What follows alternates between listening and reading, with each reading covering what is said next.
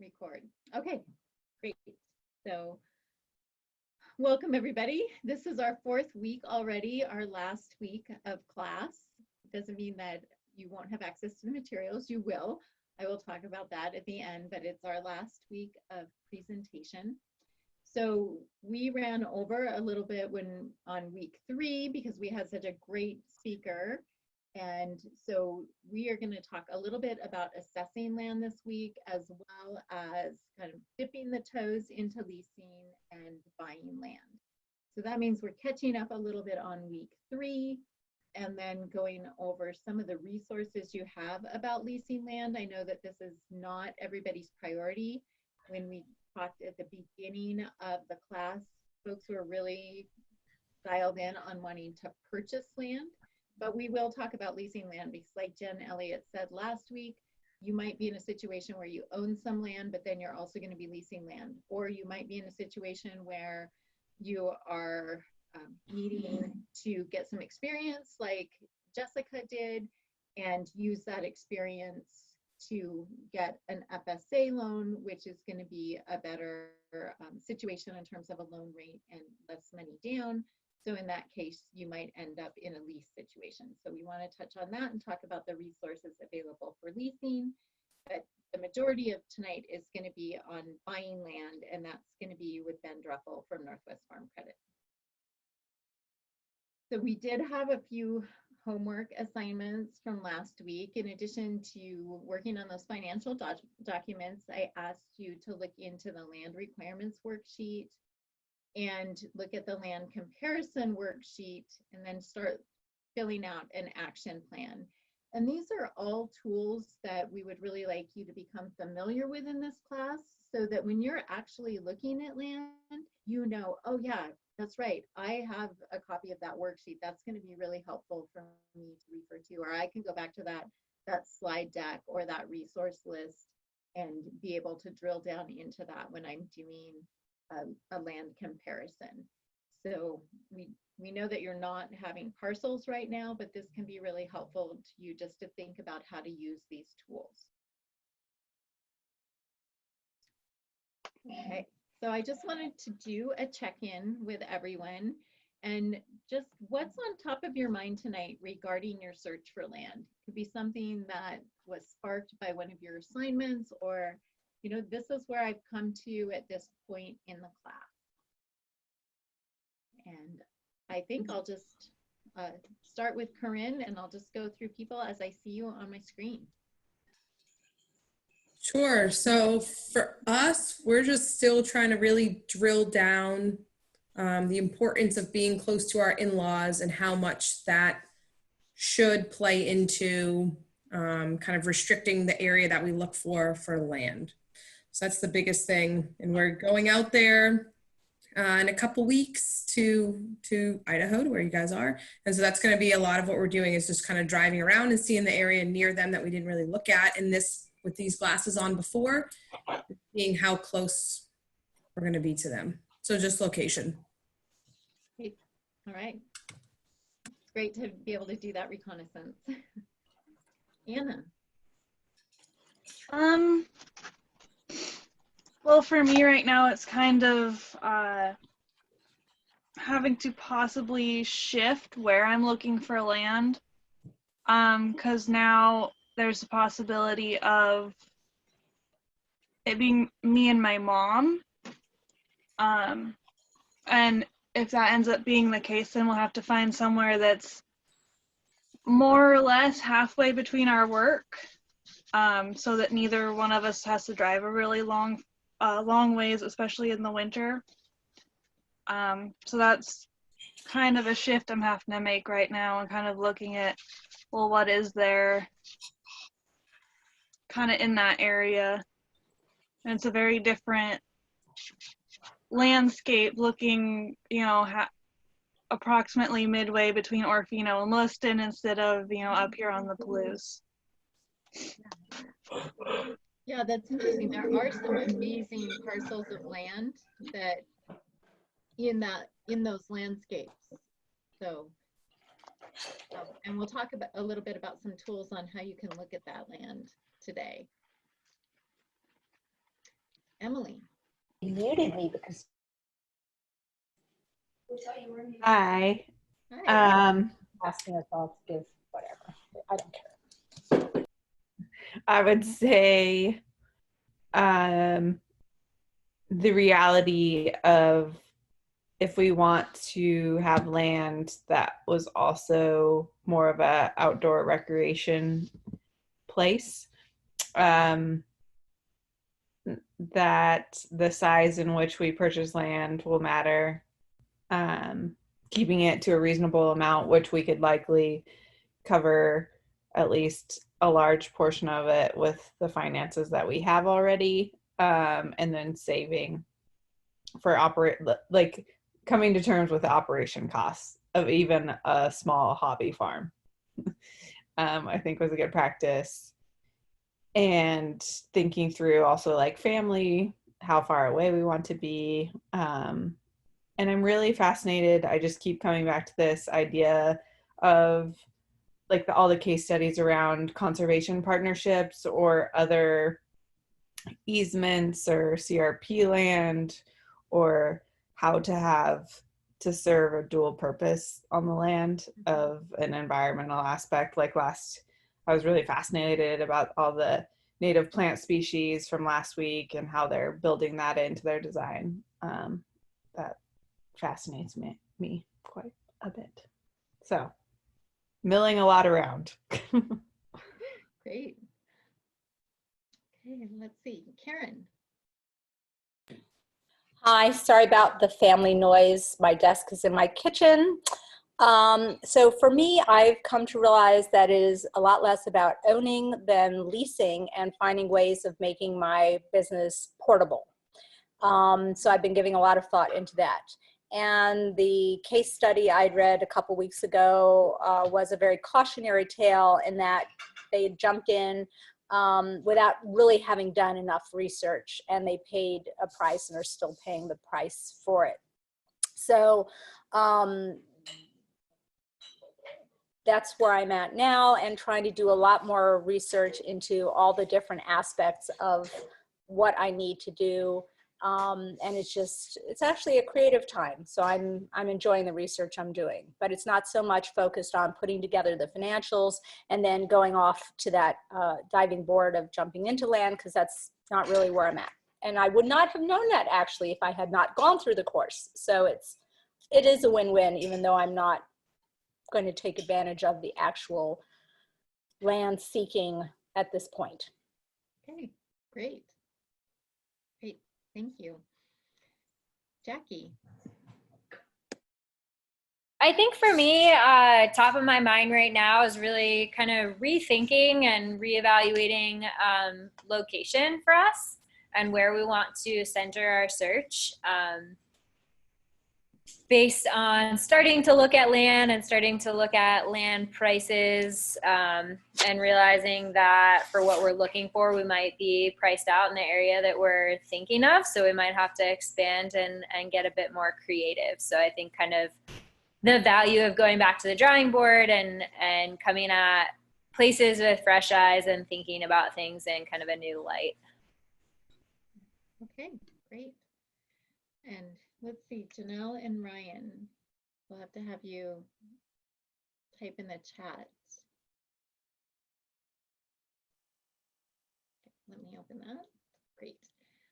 So Janelle and Ryan say, I thought we knew where we wanted to go, but now that we're looking in more detail, we have more options than we thought. This class actually opened up more ideas that had not been considered. Buying less land and leasing more where possible, looking south in the Palouse as well as north in Sagal, north of Sandpoint or Bonners Ferry, and taking a hard look at the soils and water availability in different ways. We are definitely trying to keep our minds open to all that is available. All right. Colette, before we move on, could we do a quick sound check just to make sure that everyone can hear you all right? I can switch to my headset. Does anyone else have, I think you're a little quiet today. Yes, I think I find her a little quiet too. Okay, I'm going to my headset then. Awesome. Thank you for doing a sound check. Yes. My headset is becoming an appendage. It's true.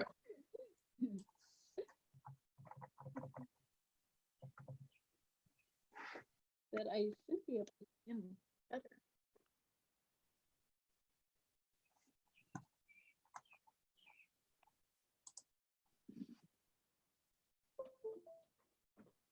Okay. Better?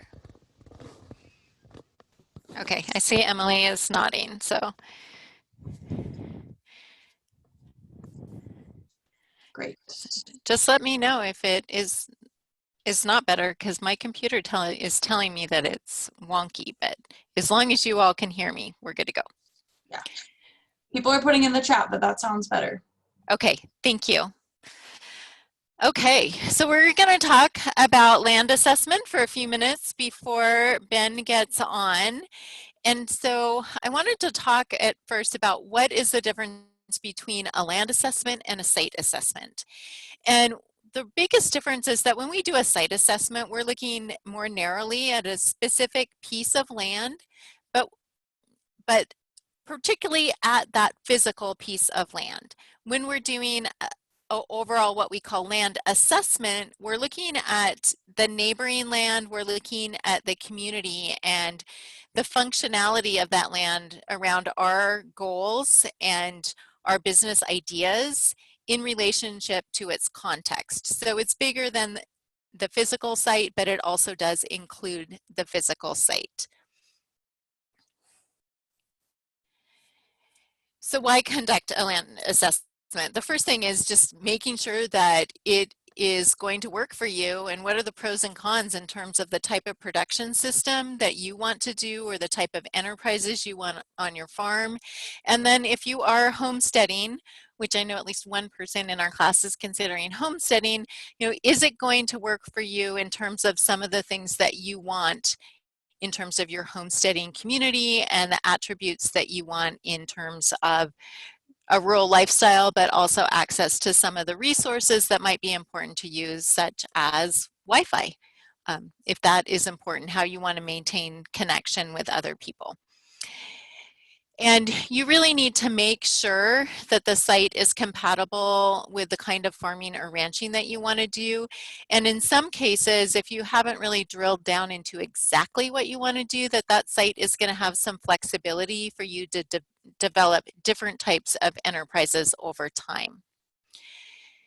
And you really need to be able to assess whether or not you can both afford the land and afford what it's going to take to overcome any of the limitations. Like Jen said last week, there's most likely not going to be one piece of land that has every single thing you want that's in your price range. So going through a land assessment helps you really to identify what is it that is most important to me, how can I prioritize those things, and then what are the limitations that I am willing to and able to live with in terms of my piece of land. And then you really want to compare some different properties and really figure out which one is best for you. Sometimes, we think, oh, maybe I'm going to look at 5 properties. Well, what you've heard from the different land owners or soon to be landowners that have come and been guests in the last 3 weeks is that they looked for years at many, many different properties. And so seeking land was really a journey, and it also required not just a one-stop land assessment, but both Nicole and Jessica talked about watching the land that they ultimately had over time. What was that land doing? What did the different plant communities look like? And then getting out and doing some hands-on investigation of that land. So we're going to go over some processes for assessing a specific site. So one of the first steps is to collect information like maps and photos, and there are a lot of things online. And so there are land mapping tools that are available from the in terms of the soil survey. There's Google Maps, the US Geological Survey has maps. There might be historical photos or maps in state libraries or state GIS libraries, which are Geographic Information Systems databases. There's going to be a lot of information that you can gather. And so a lot of that's going to be online, but some of it may be going in to county offices or making appointments and having local government and agency officials help you figure out not only what's been happening on that piece of land that you're interested in, but also what's happening on adjacent land, because that does make a difference. You are farming or ranching a piece of land, but what's around you is always going to affect that parcel. You also want to visit the site and the community and really talk to people. And sometimes this is going to probably push some people out of their comfort zone, but you have to find out, you know, what is the community? Is the community open to agriculture? What's been going on? What are some of the trends that we see? Is this a place that I really want to be in the long term? Sometimes places are, you know, super beautiful, but may not have some of the community amenities that you find to be really important. You'll want to identify who your team of expert is to consult with you on specific issues of concerns, and those will be people that are perhaps agencies or people like myself in Extension, but there's probably local farmers that you're going to find that are also your experts, or you might be reaching in to meet with a land assessor. Your realtors are experts in many different ways, so you're going to really need to identify who that local team is that can help you assess the land. And then you want to document what you find and to use a checklist.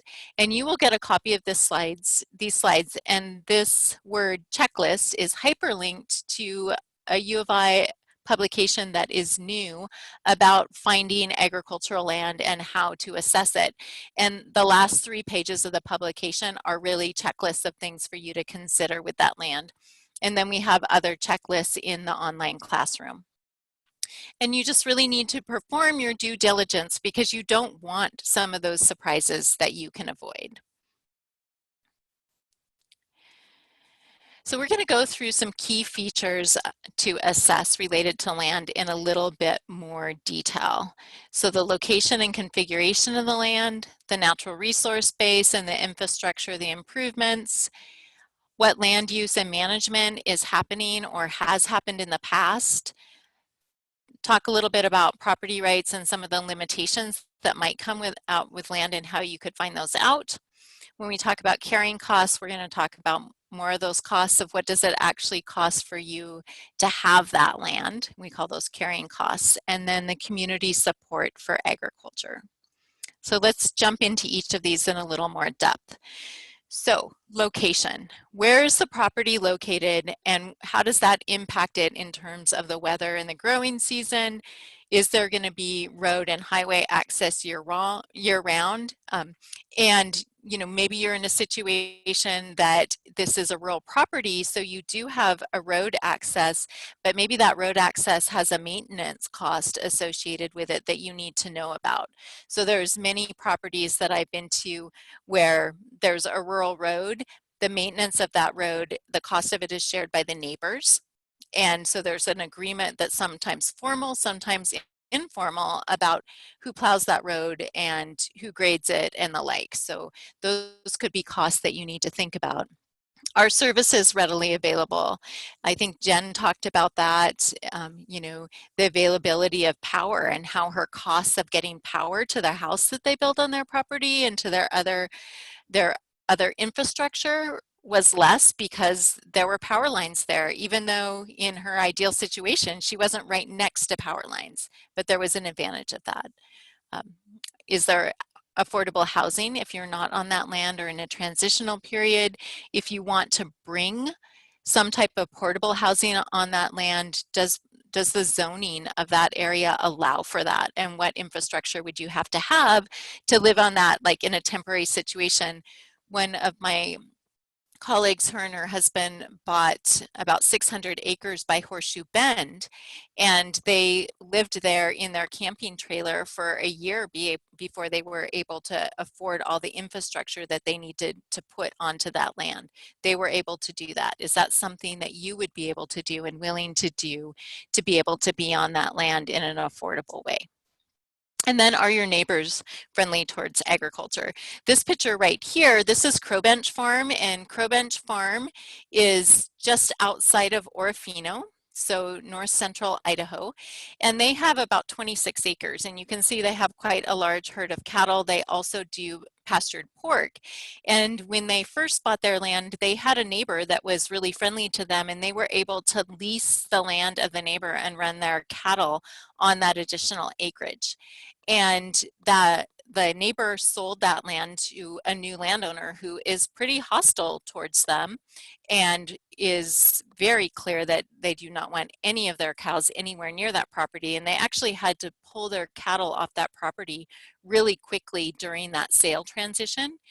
So you can see here that she's throwing fodder into this feeding pen for these cows. And because they don't have enough acreage to run all their cattle, they had to get really creative about their feed situation. So they have this really interesting situation where they have like a cargo container that has these rotating shelving on them, and they actually sprout feed and create fodder, which is what you see here, which is very highly nutritious, but it replaces some of their need for pasture. So they've had to put together some other infrastructure to be able to have their cattle on a reduced amount of land. So there's things that have to happen, and that's a cost that they have to do other than, you know, finding additional land to lease, but it allows them to keep their cattle and their hogs on their property. And then shape and orientation of your fields, especially if you're thinking about crop production or how much forage you're going to raise. How easy is it going to be to run equipment on those fields? Definitely when you have some clear pathways of shape and size for running rows that can be equally spaced, you can manage that much more efficiently, and efficiency really equates to dollars in agriculture. So thinking about those things. Another thing to think about is the health and condition of the natural resources. And so at the end of tonight's presentation, I'll show you a little bit about the soil survey, and we have a great video resource for you that's available in the classroom now to really understand those soils. Your water sources, the quality and quantity. So when you're looking at land, you're going to want to do a soil test, and you're really going to want to look at the quality and quantity of water that's available to you, and probably do a test on that as well, or ask if there's a current test. This particular piece of land that you see here in this picture, this is actually in an irrigation district just on the Washington side of the Rathdrum Prairie, and it's an area called Newman Lake.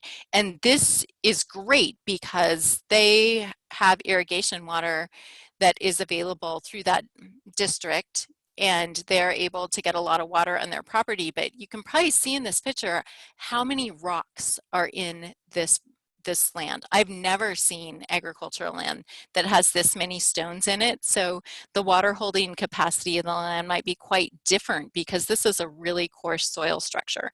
So really understanding that soil structure, and is that something that you can work with and that you're comfortable working with. This field is never going to be smooth, and you know what kind of equipment are you going to need to work it in the lake. So considering those things. Definitely thinking about the topography of the piece of land that you're buying, but also what is some of the natural habitat around your land. If you're in a situation where you have forests or wetlands or habitat, you might need to think about the benefits of that, because you might have some beneficial benefits in terms of birds, beneficial insects. You might have some buffer zones between you and neighboring land use, but you also might be thinking about animal intrusion and whether or not you're going to have more fencing on your property to keep some animals out. And then the other thing is when you do a land assessment, you really want to understand, do you have any endangered species on your land? That's really important. What are the rules about wetlands and wetland management? Because some of those things may restrict some of the things that you can do with your land, and that might be fine with you because you have enough land.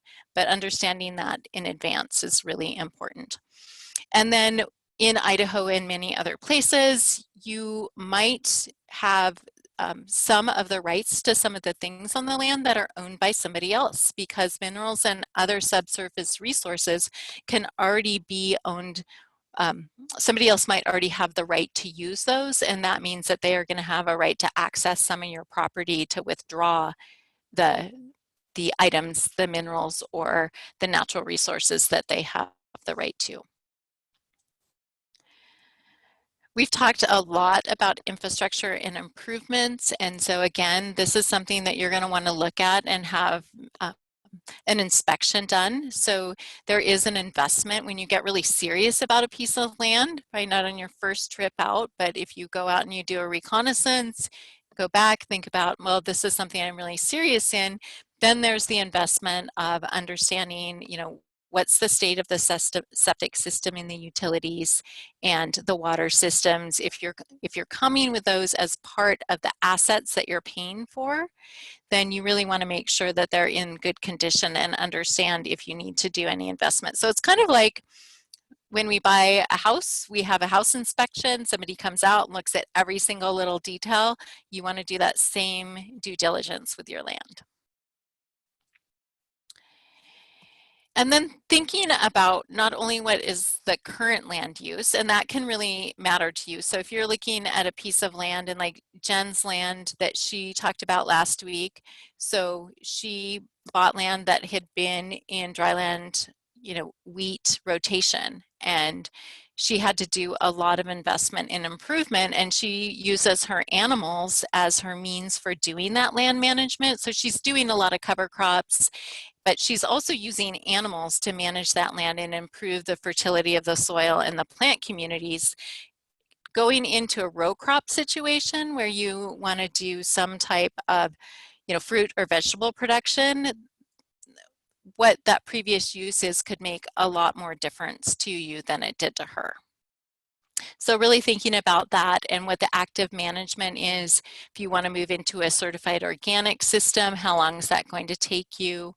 Looking at areas of restoration. And then you'll also want to know if the land's being managed in accordance with a conservation plan and what happens with that conservation plan in a transfer of ownership. And so when we're talking about a conservation plan, we're talking about a formal plan with the Natural Resource Conservation Service. And I know that we've come upon this conversation before about working with NRCS, and that they actually have some really good programs to help you evaluate the soil, water, air, plant, and animal resources on your property.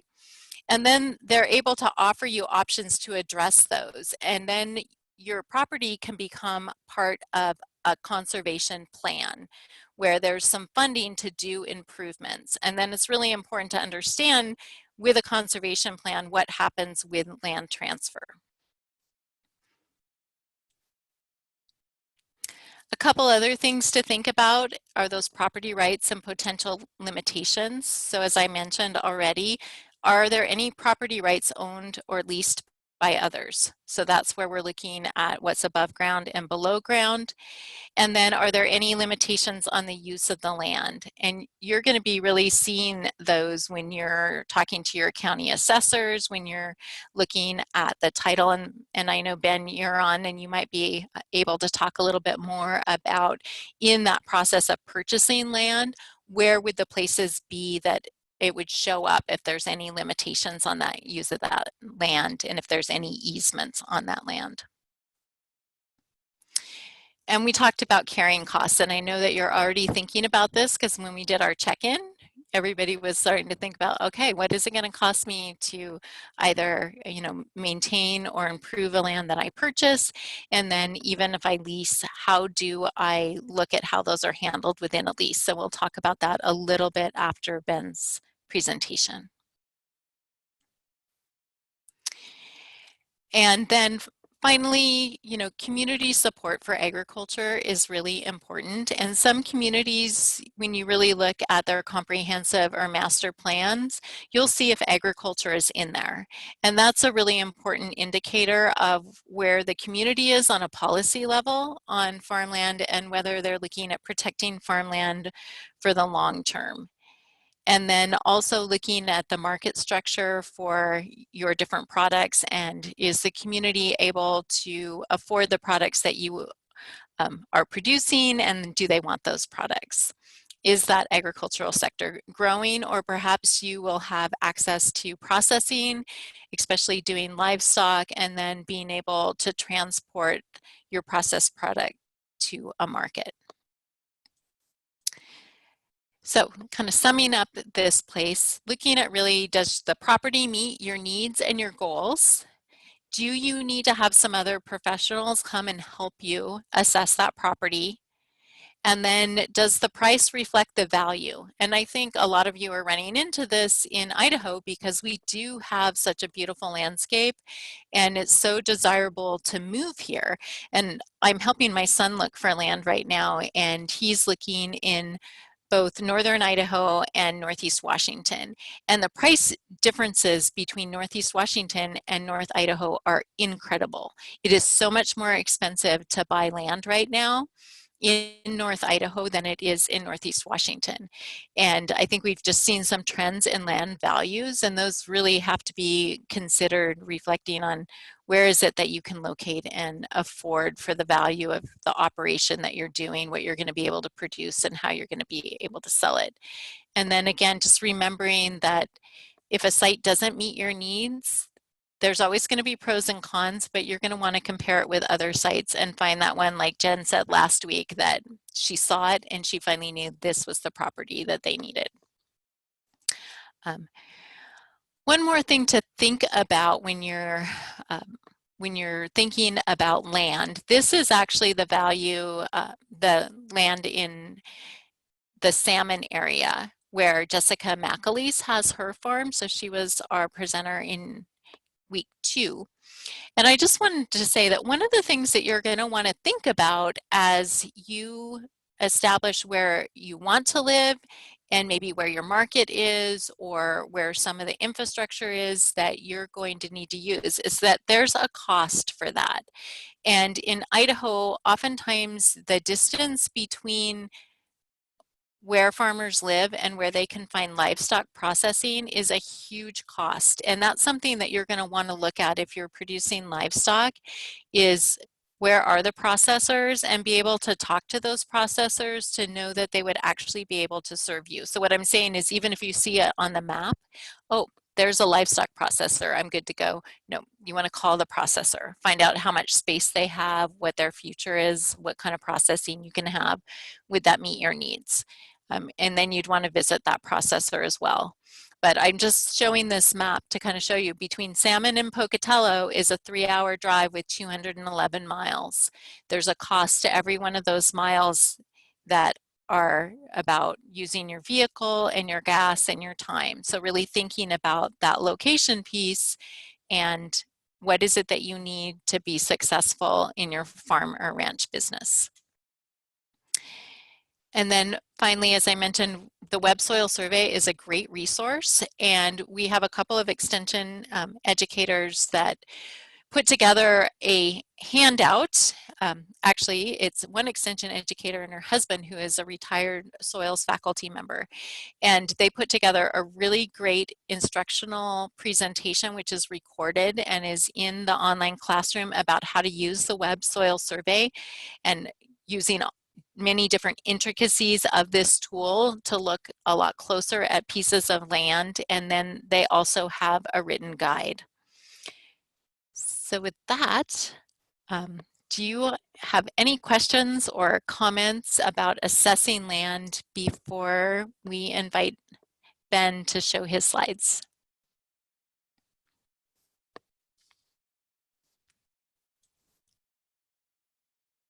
Okay, great. Okay, so I really appreciate, Ben, you're joining us today. Ben Druffel is a relationship manager with Northwest Farm Credit, and he's going to be really giving you a great perspective as a lender on how you can prepare to buy land and some of the programs and things that Northwest Farm Credit is able to offer beginning farmer ranchers, and what they really like to see prospective buyers come to them with in terms of information and kind of their background due diligence. So with that, Ben, I'm going to go ahead and stop sharing my screen, and you can share your screen at any time, and love to have you give a more in-depth introduction. Perfect. Let's see if I can get this figured out here. So.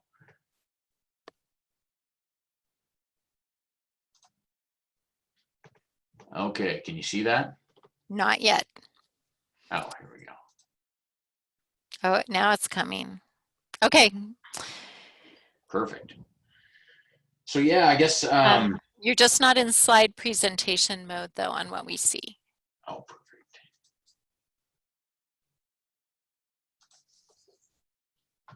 Okay. Can you hear me all right? We can hear you, and now we can see your first slide. So thank you. Perfect. Awesome. So yeah, that was great information. Everything I heard. This sounds like a really beneficial class for you guys, kind of getting into looking for some farm ground or just any sort of ag ground in general, I guess. So I worked for Farm Credit as a relationship manager, and basically, I guess I kind of am the middleman between a customer and our credit teams. When the customer has a loan inquiry, I'm kind of the guy that walks them through it, and I guess it's just kind of the middle ground for a customer and Farm Credit. But I'm just going to go over kind of a high level what we kind of look at when we have an inquiry walk in the door. Feel free to stop me at any time if you have any questions. It might be fairly quick. Hopefully I don't go too quick, but yeah, so here's some of my contact information. Feel free to, if you guys are ever down the road and find a place you like, feel free to give us a call, either me or kind of depends on what region you're in, but we have relationship managers all the way across to Idaho, Washington, Oregon, and Montana. So kind of depends on where you are. Every relationship manager is kind of going to know their region the best, but if it's anything around here, feel free to give me a call. Otherwise, each one of those dots is where we have a branch. We're based out of Spokane, Washington. Is where our headquarters is. We're actually co-op owned. So when you have a loan with us, you're actually a customer owner, customer member.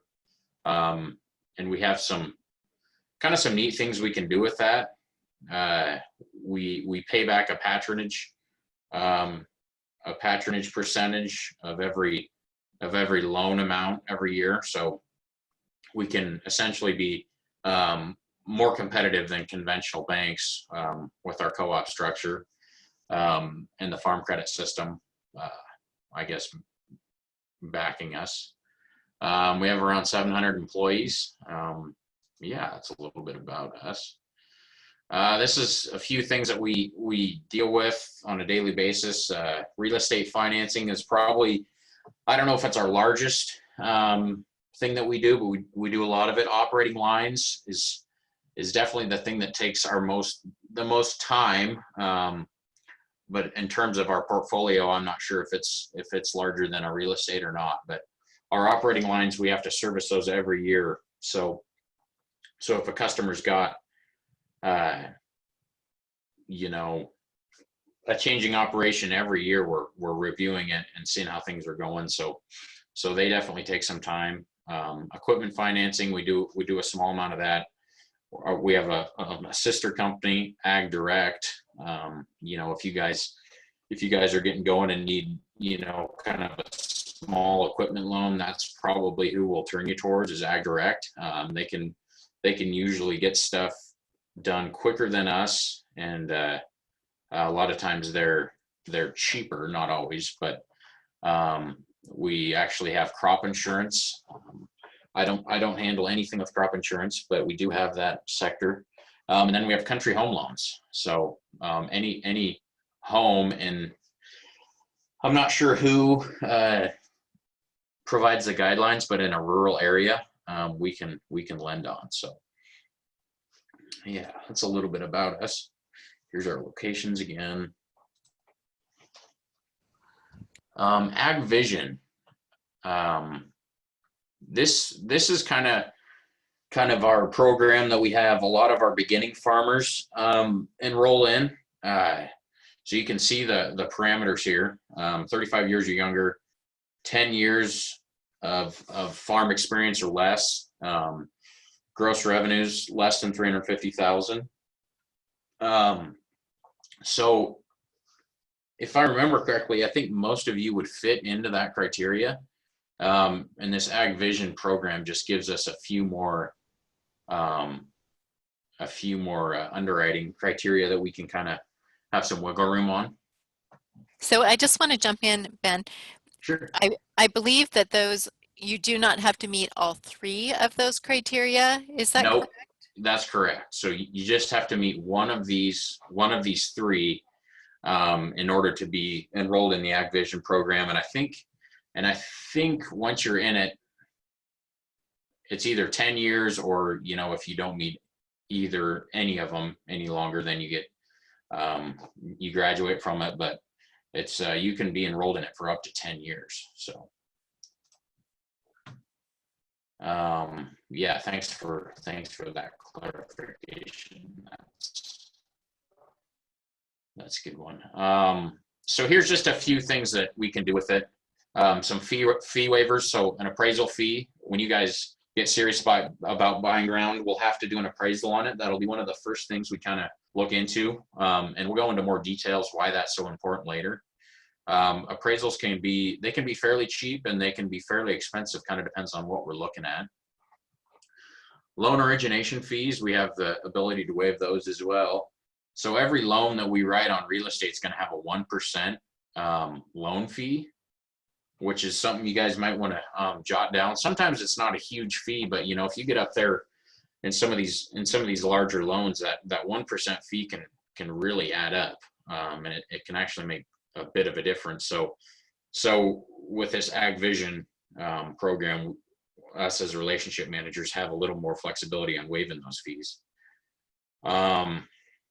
We can be more competitive with an interest rate. That's one that, it's definitely not someplace that, that's kind of the one that everyone wants to jump to. AgVision, oh, we're going to have a better rate. That's not necessarily one we like to start at. That is one that I guess, we can kind of jump through some hurdles and work on, but I would say that's not one that we use all the time. These education and technology benefits, these are kind of I think they've done these for a few years now, but they're really kind of gaining popularity with our customers that are enrolled in this. So basically we'll just give you $750 for any technology that you're bringing to your operation. So if you want to buy like a drone, or if you want to buy a computer to do your book work on, anything that would kind of fit into that category, Farm Credit will pay for up to $750 bucks. And I'm pretty sure on that number, Jessica Harper, I should say, actually put most of these slides together. So a lot of this stuff she did. She's our AgVision specialist up in Spokane. And she wasn't able to jump on tonight, but a lot of this information comes from her. So another $750 for travel reimbursements, and educational commodity workshops. So, like your ag extension, putting on growers meetings and stuff like that for each region. Some of those costs you you can have farm credit paying for. We have a lot of BMC events. I think it's Business Management Center is what it actually stands for, the acronym. Farm credit puts those on. And a lot of times they'll put you up in a hotel and stuff like that. If there's any of those that you guys are interested in, if you're enrolled in this product. Yeah, so this is a $1,000 credit towards succession planning. So if you have, you know, an existing family entity that you're trying to pass down from generation to generation, then we do have some succession planning workshops that they've been putting on that you'll have credit towards as well. You do have to be a customer to get these. So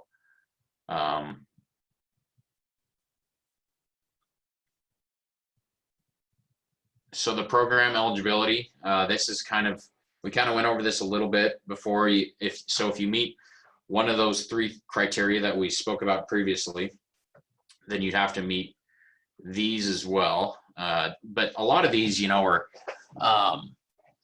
just any loan with us as well. I mean, these aren't necessarily specific to AgVision. A couple of them are, but provide adequate collateral for the loan. That's really any loan, you know.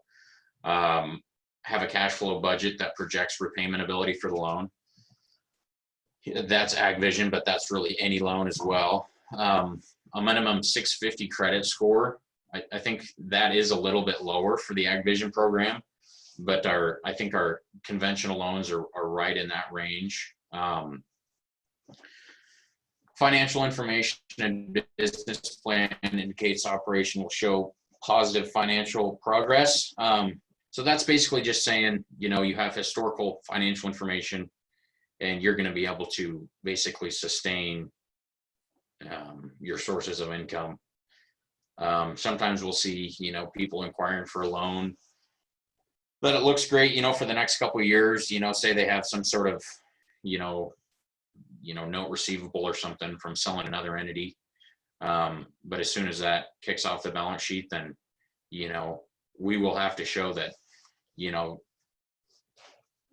that loan's sustainable, I guess, for the life of the loan. Have sufficient ag education, business and work experience. That's not as strict as the FSA. It sounds like a few of you have worked with the FSA before, and they require, I'm not sure how many years of, you know, actively farming. We don't require that. We just like to see, you know, you've been around it a little bit, you have a good, you know, background, and you have a decent business plan, and, you know, kind of a decent idea going forward. That's all that is. And then the last one, basically, you can't have been foreclosed on within the last 7 years. So that's fairly straightforward. Any questions so far?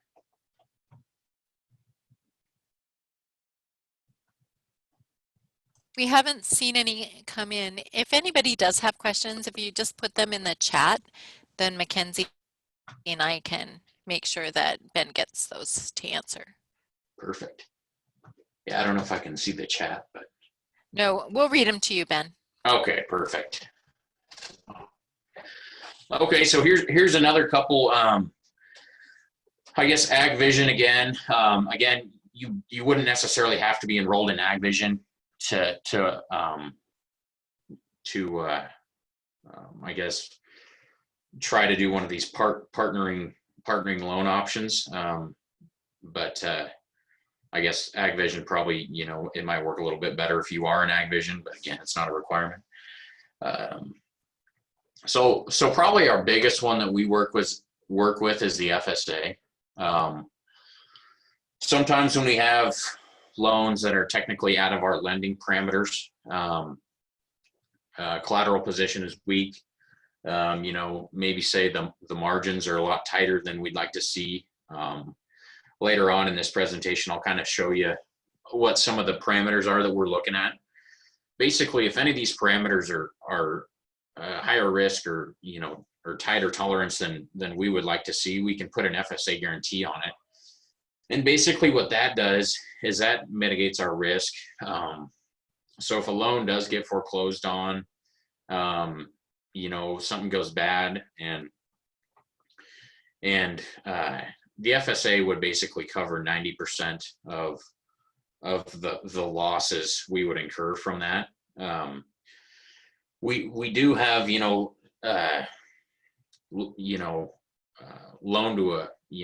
loan to value requirements, but it kind of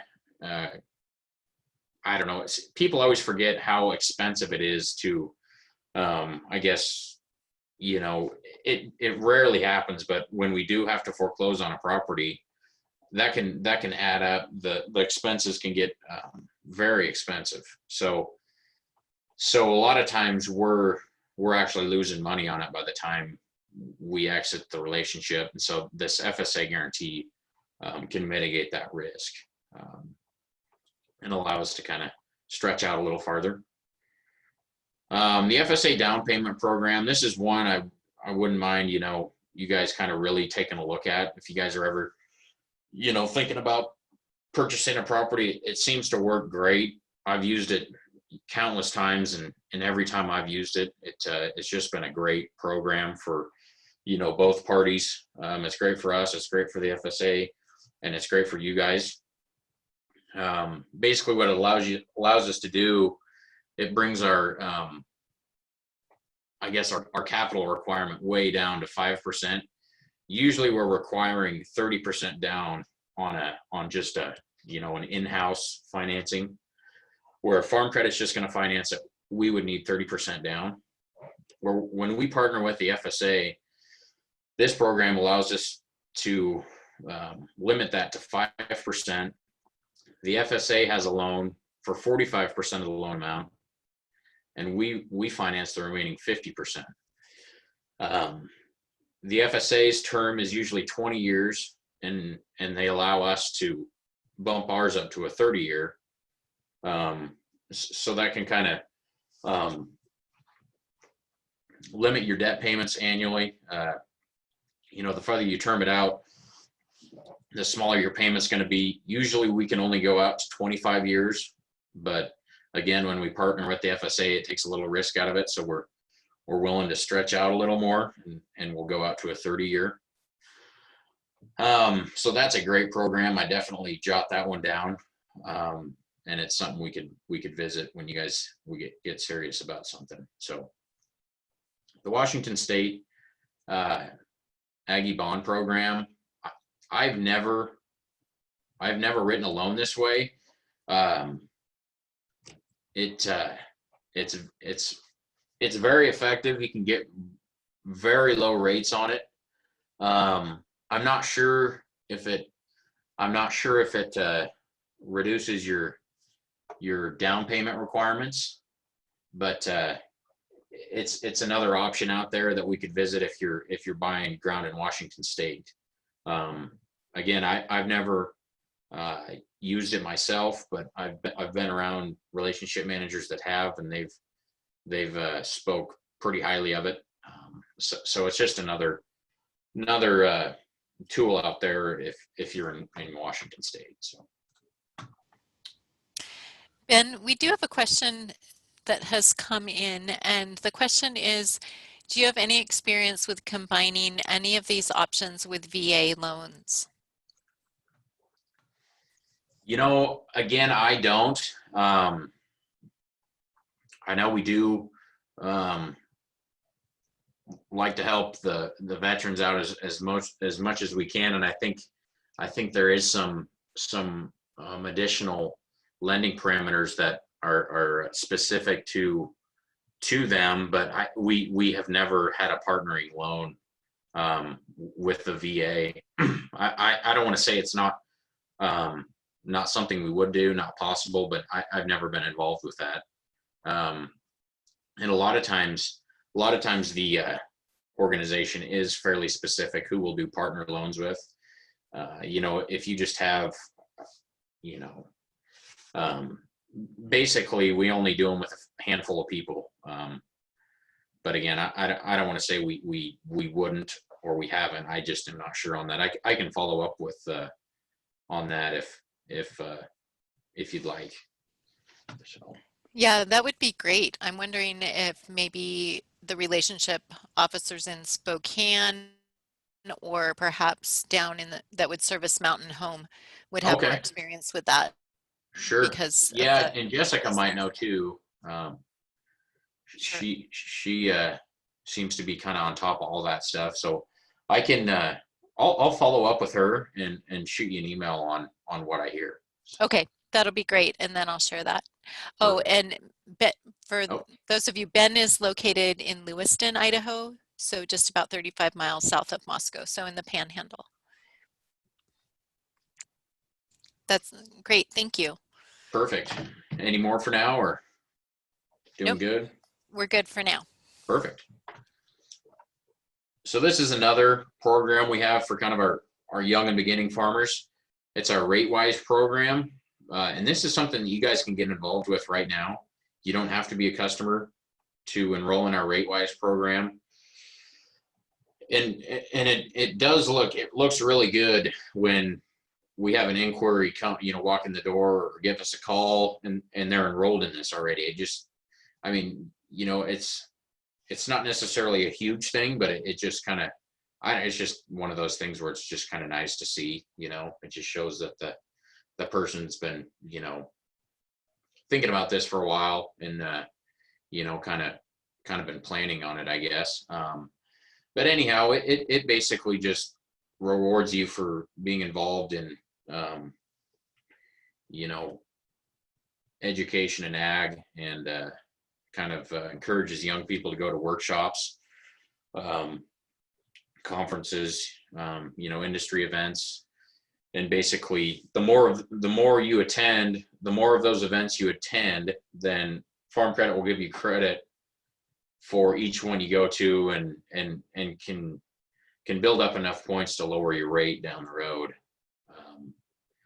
And we actually have some younger guys that have really been diligent about kind of staying on top of these things, and they have lower rates than some of our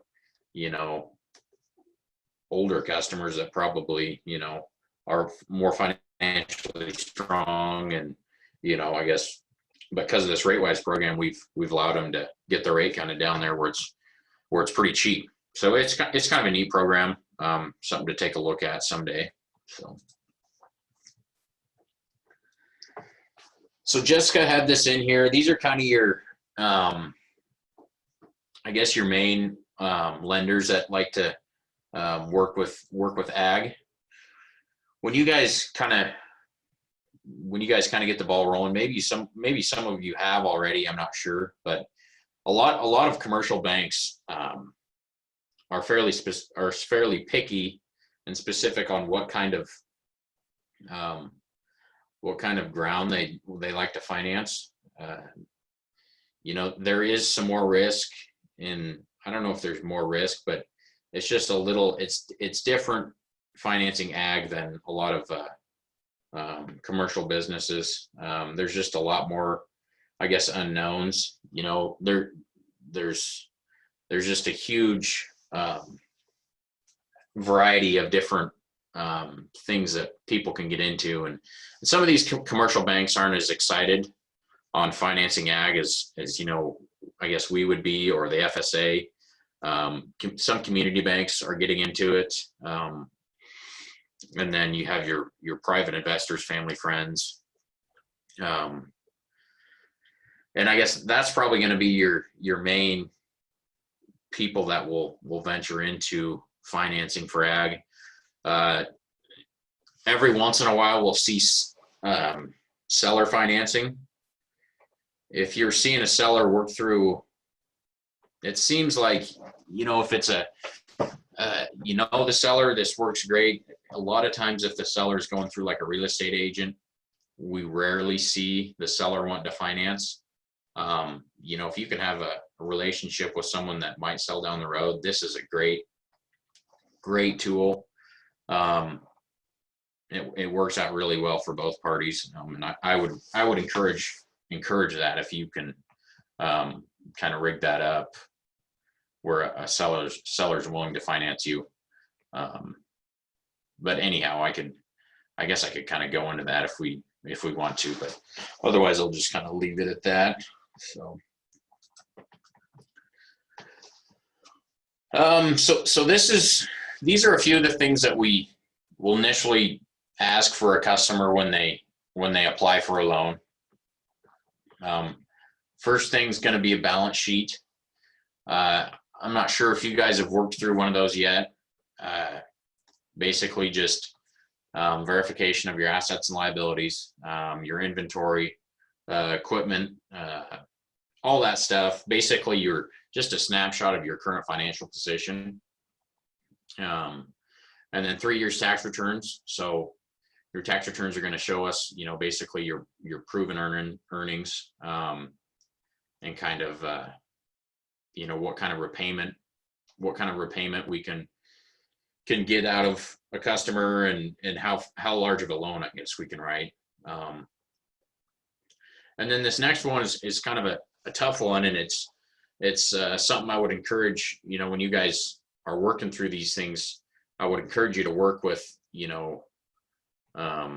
industry experts, someone in the region that's been, if it's a true projection where you're venturing into something that you've never done before, they can be really challenging to get an accurate look, of what a profit and loss cash flow is going to look like for the upcoming year.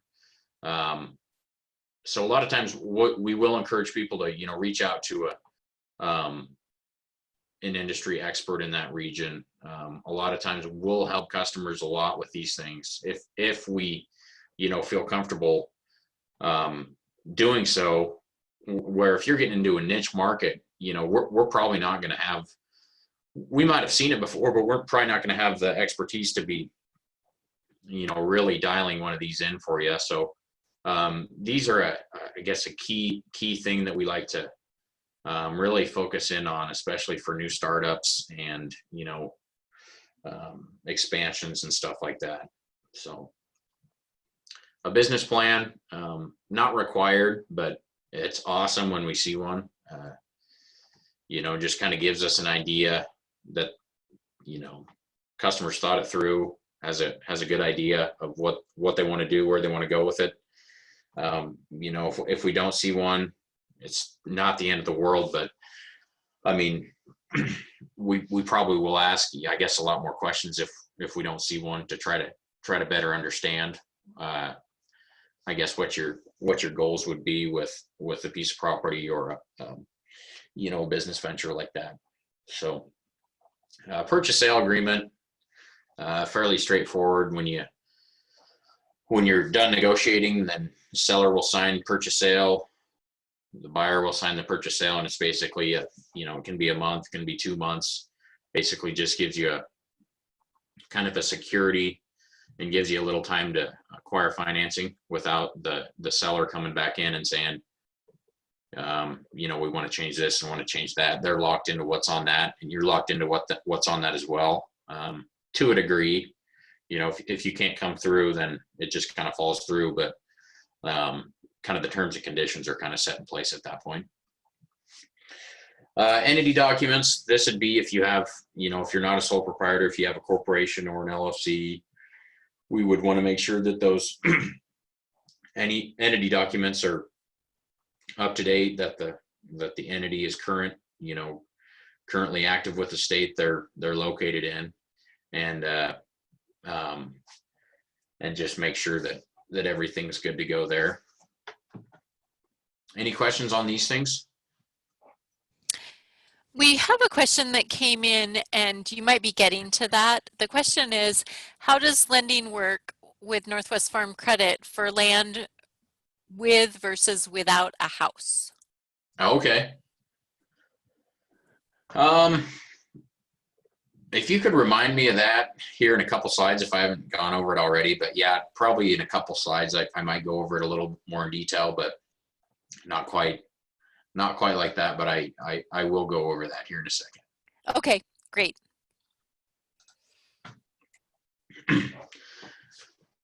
So these 5 C's of credit are basically how we make every lending decision.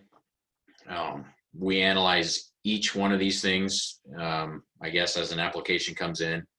And I'm just going to go over briefly and probably kind of quick, just kind of some of the high points of each one of these things. Some are, they tell us that none are more important than others, but there are some that we spend a little more time on, I guess. So I'll just run through those real quick. Character. This is it is a big one. It's a hard one for us to really, this is the only one that we don't have, I guess, real hard information to just say, here's what it is. It's laid out in front of us, either have it or you don't. This is the only C that we don't have that. We kind of have to make a judgment call, I guess. Management experience, maybe you have it, maybe you don't. It's not the end of the world. That is one thing we'll look into. Experience in the industry. Same with management experience. It's nice to see, at least you've been around it. You have some sort of background in it. If you don't, again, not the end of the world, but it would, it's nice to see even a class like this. You could throw that out there and say, I've run through some of the stuff. Stuff like that, it's not necessarily set in stone, but these are a few things that we're going to look at. The business plan, we kind of went over that already.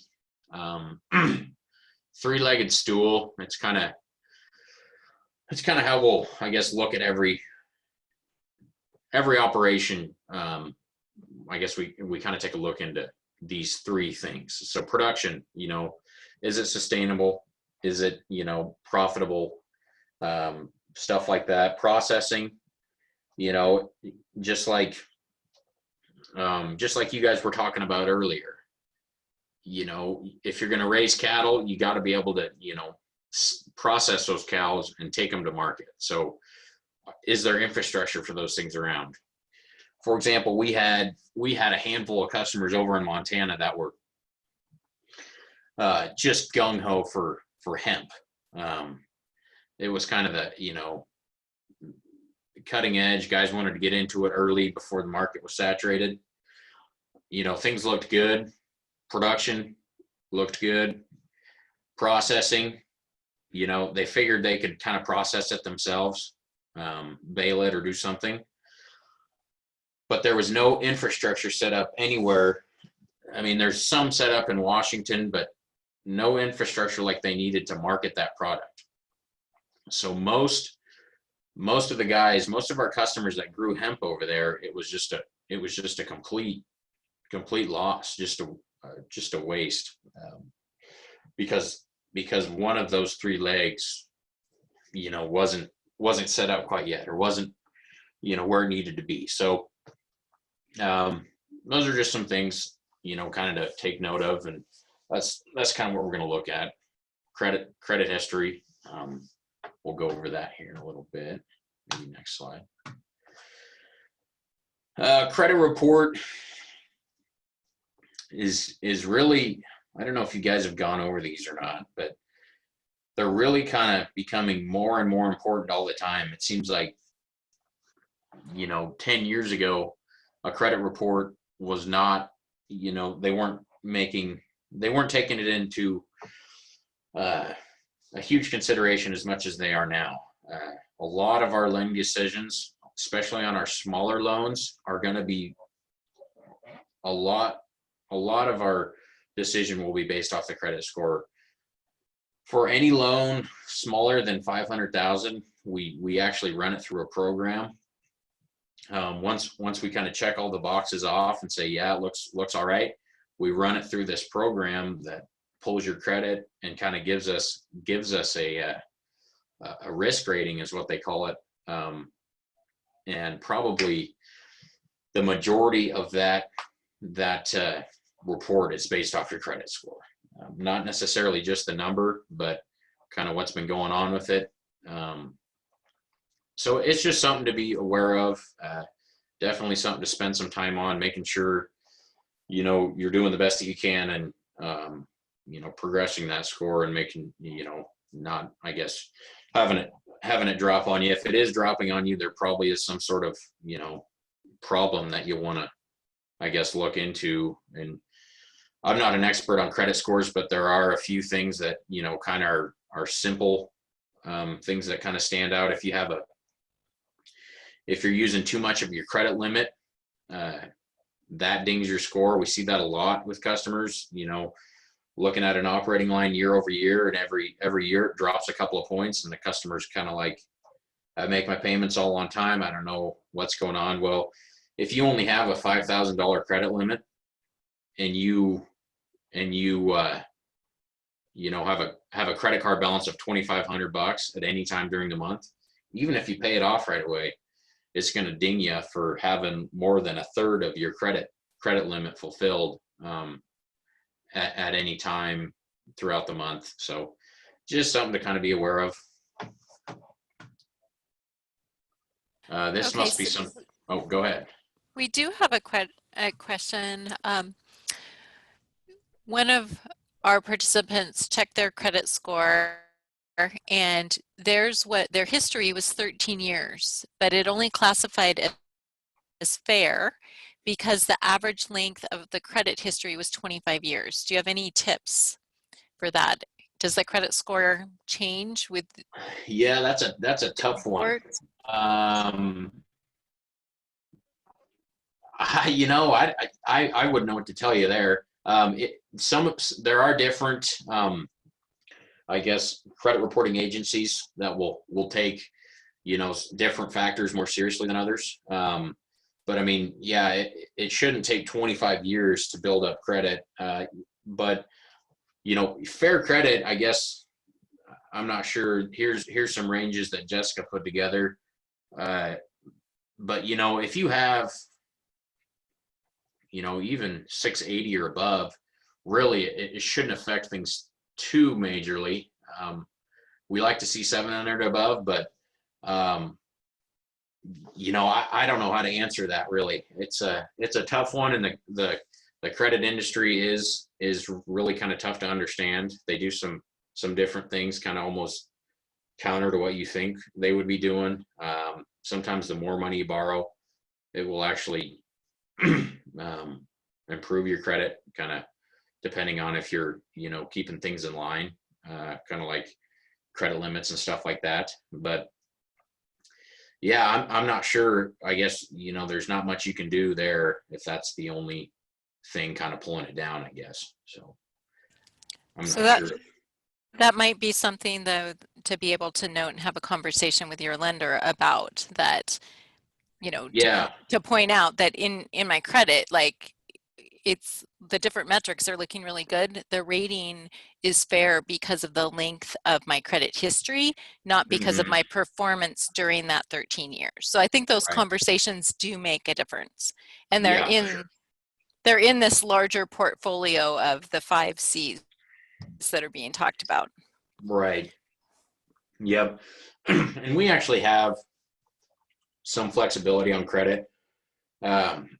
Like every once in a while we'll get an application where somebody just doesn't have credit.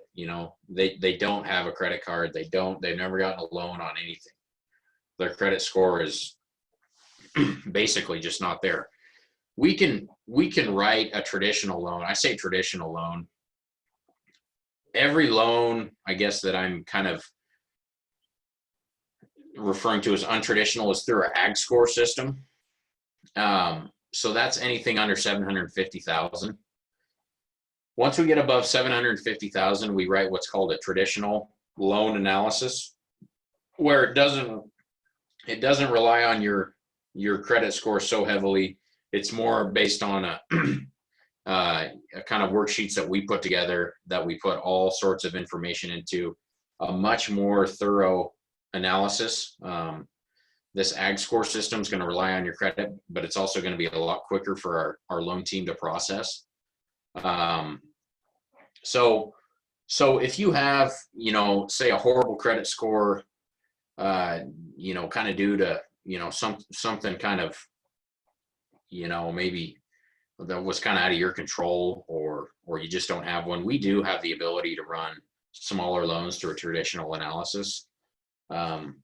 Unfortunately, they do take, you know, a fair amount of time, and things really have to look pretty good in order to do it that way, because, you know, if we're going to run it through our traditional analysis, then we have to, you know, I guess it's just a little more complex of a process. But that being said, we do have some flexibility on the credit score stuff. And we saw in your previous slide that you had a link for a credit agency. Is that this annual credit report? Is that the one that you recommend through Northwest Farm Credit? You know, I'm not sure, honestly, what Jessica had that link in there. I'm not sure. I think that's probably more, I'm not sure if anyone's clicked on it or not yet. I would figure that's more information. Maybe it will pull your credit. That's not who we use. I know that. But most of these credit reports will be within, you know, 15 or 20 points of each other. So whatever this is will give you a ballpark. If it's an actual credit reporting tool. Like I say, Jessica had that in there. I apologize. I'm not sure if that will actually pull your credit or not. We use boy,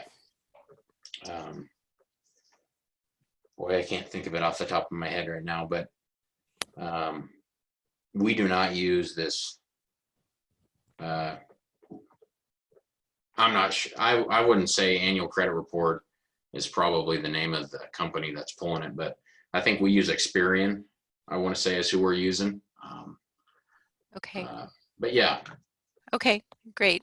That's when the ones that the annual credit report lets you pull a free report once a year from the above 3 agencies: Experian, Equifax, and TransUnion. Okay, very cool. So yeah, that's probably a great tool. You know, a lot of even your credit cards now will kind of give you a ballpark idea every time you log on there. And it seems like those are fairly accurate. But again, sometimes we'll have customers, you know, we'll pull their credit and it'll show, you know, it doesn't look the best. And a customer will say, well, here it shows I'm 670, where, you know, our Experian, or we have a couple that we use. TransUnion is one that we'll use too. Will show a little different. And so I don't know. I mean, it's just one of those things that will kind of vary, I guess, depending on what system we're using. So yeah, any more questions on credit scores? Not right now. Perfect. Thanks. So capital, the next C, what you own versus what you owe. So capital is basically referring to your balance sheet, which your balance sheet is a snapshot in time of your financial position. You know, there's a lot of different ratios that we look at in a capital position, but I guess the biggest ones that I'll probably highlight here is your debt to asset ratio.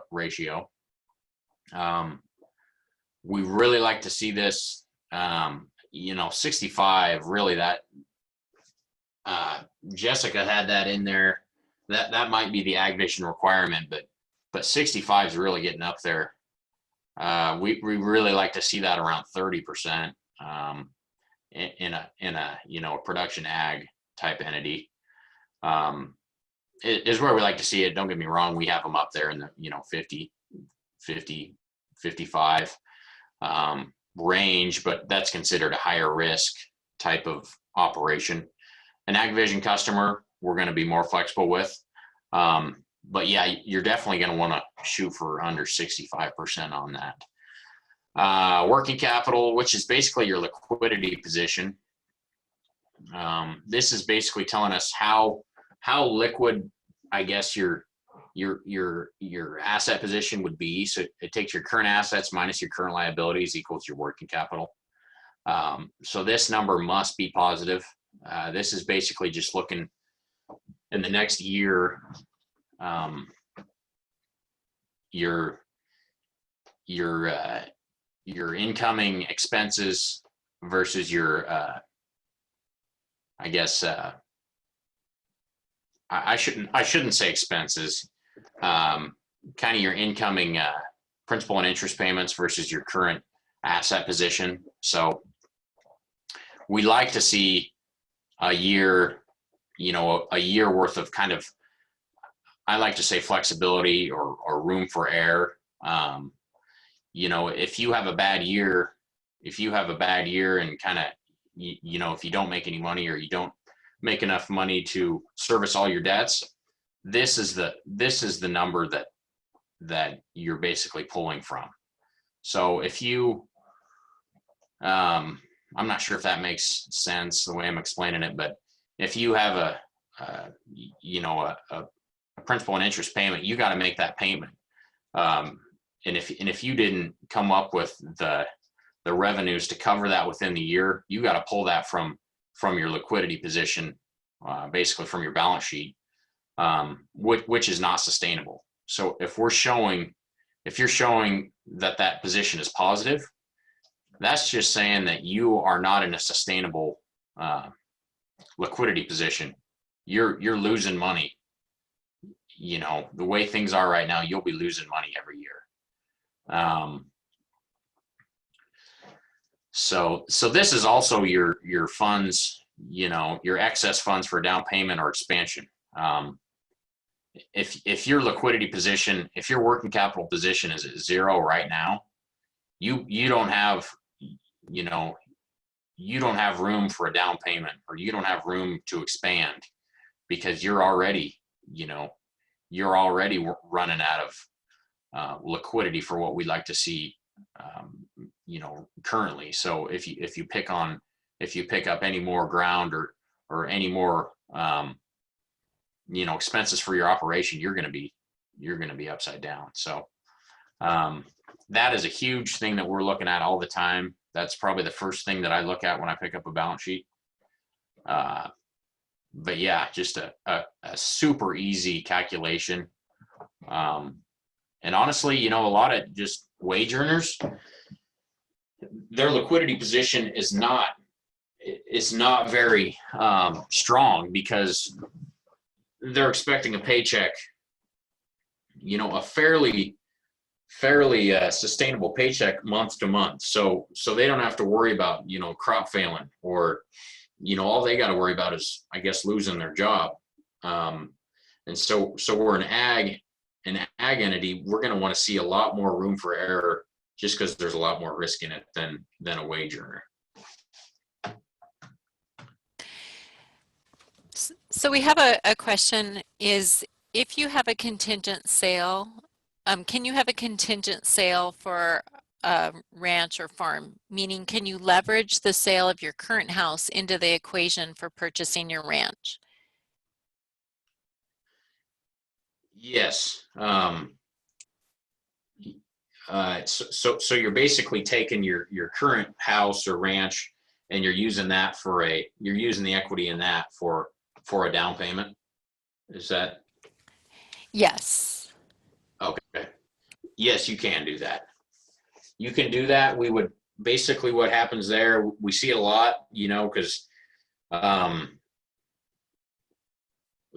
very rarely does anyone just have, a $200,000 down payment sitting around.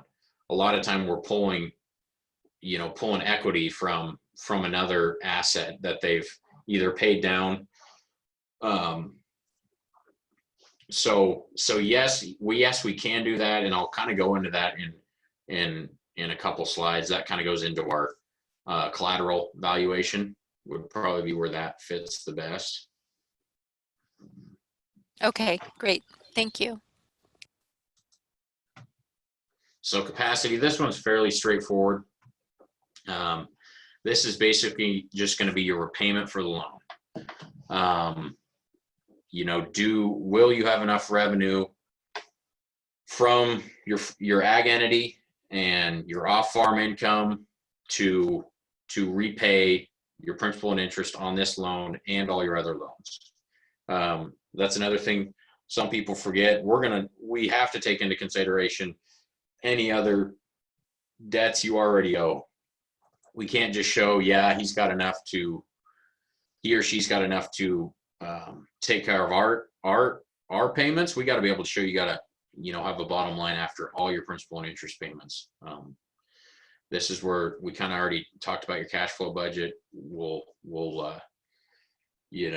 gather your tax returns, and we'll also make a budget and projection for your income expenses after your purchase. So that one's fairly straightforward.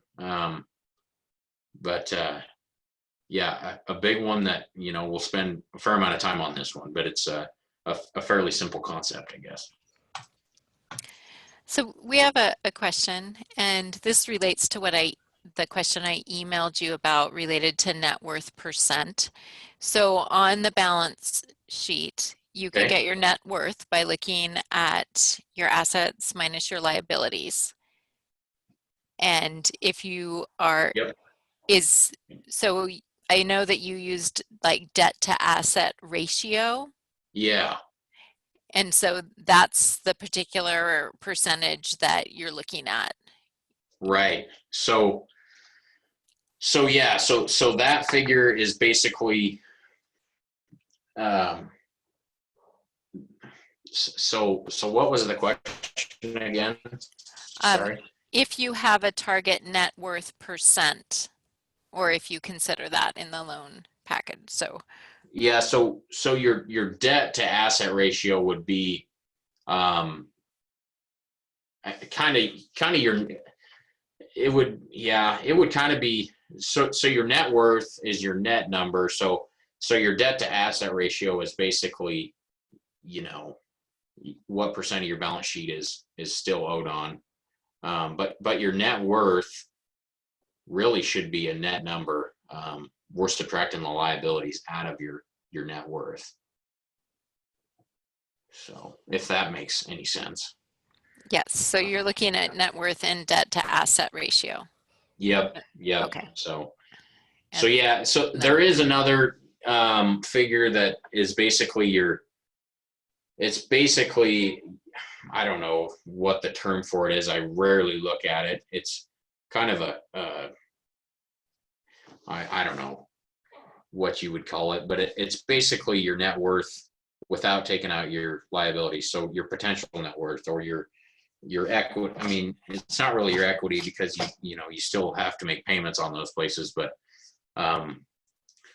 there is a figure out there where we don't take out the we're not looking at a net number. We're almost looking at more of a gross number. But that's something that I don't really deal with. That might be more of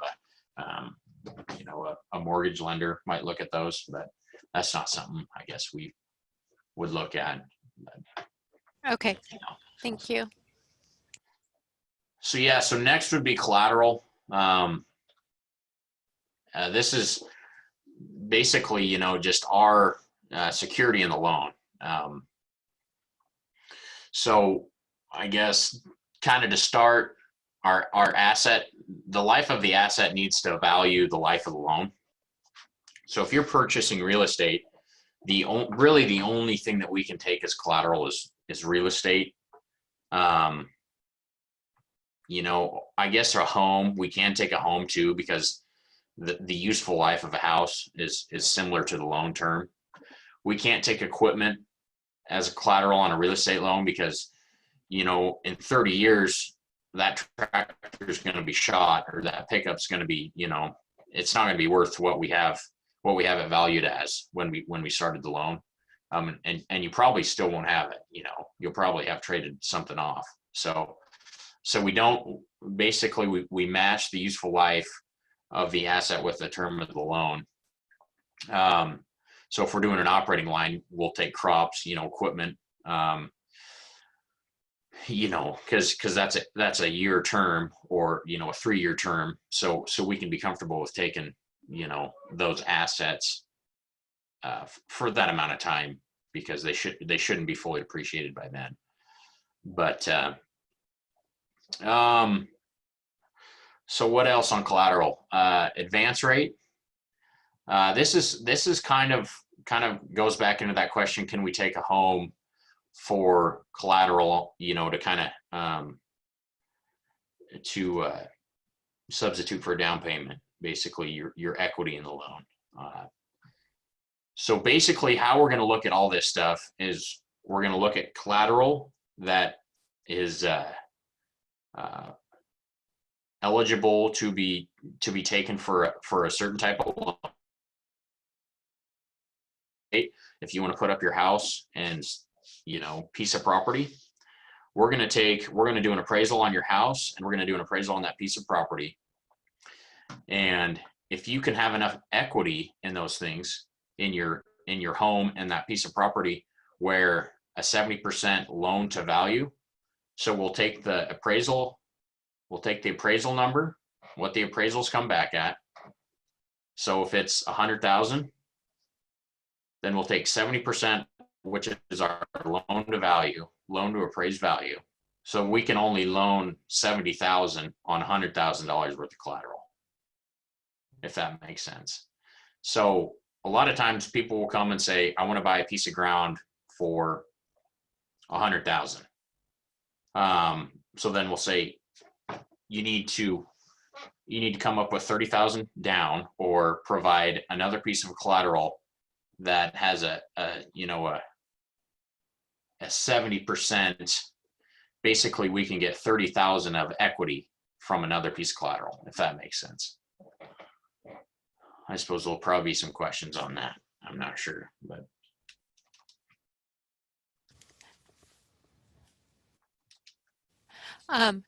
So we have a questions, and the question is, so that's why we need 35% down. So 30% down, correct? 30% down. That's exactly right. Yep. So you need either 30% down or 30% equity in something else. You know, that value in something else. Okay, that makes sense. I guess what I'm saying is something else with the life of the loan, essentially. Yeah. Asset match asset.